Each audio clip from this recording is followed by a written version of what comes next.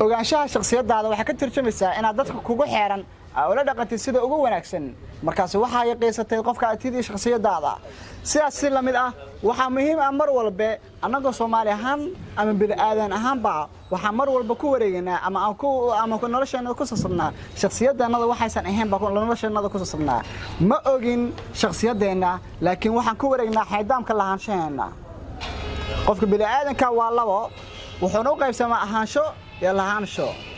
ahaanshaha qofka bini'aadanka ah waa qofka shakhsiyadiisa dhabta ah oo Allah subhanahu wa ta'ala u abuuray mid aan rabno inaan qeexnana waa taas lahaanshana waxa dhigi karnaa waa qofka bini'aadanka wuxuu leeyahay guri iyo hanti iyo carruur iyo Ilaahay wuxuu siiyayba haba noqoteenbe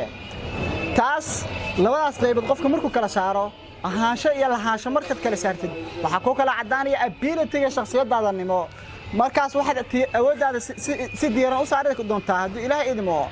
ahaanshahaga oo aad cadeyso oo qodbaysid waxay ku saleysan doontaa awoodda aad la dhaxtagi doonto bulshadaada qaybaheeda kala duwan aan u nimaano markii aad buugi qalin qaadatid meel aad fariisatid oo aad qeexdid wax walba adigu aad tiid iyo awoodda aad leedahay waxa ku fududaanaya mar walba inaad samaysid isbeddelad kala duwan oo noloshaada ku saleysan waxaad arkaysaa meelo fara badan oo aad ka liidatid waxaad arkaysaa meelo badan oo aad ku xoogantiid meelaha aad ku liidatid waxa sameey doontaa inaad iska dabooshid oo aad ku dadaashid sidaas cilad bixin lahayd meelaha aad ku wanaagsantihiin waxa isku dayaysaa sidaad u sii xoojin lahayd bulshada aad ku dhexnooshaayna mar walba saameyn aad ku yeelan lahayd hadba doorkaaga nololeed sida uu yahay shakhsiyadaada aad qiimaysid guul ma gaari karid ilaa aad ka bilowdid inaad shakhsiyadaada qiimaysid marka shakhsiyadaada rasmiga ah cadeysid qeexdinna qortinna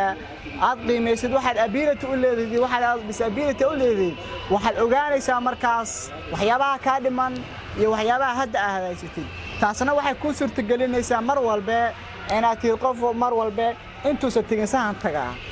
waxa muhiim ah inta aad dhaqaaqin ka hor inaad samaysid ama aad jihaysatid meesha u dhaqaaq lahayd jihaduna waxay ka mid tahay waxyaabaha ugu muhiimsan ee qofka hogaamiya mar walba inta aad dhaqaaqin ka hor samayso jiho aad ku dhaqaaq lahayd jihaduna waxay ku sahlaysaa waxaad qiinsan tahay kabti aad ku dhaqaaq lahayd ama meesha aragtid inaad abaadidba السلام عليكم ورحمة الله تعالى وبركاته موضوع anaga maanta meesha ayuu noogu egyahay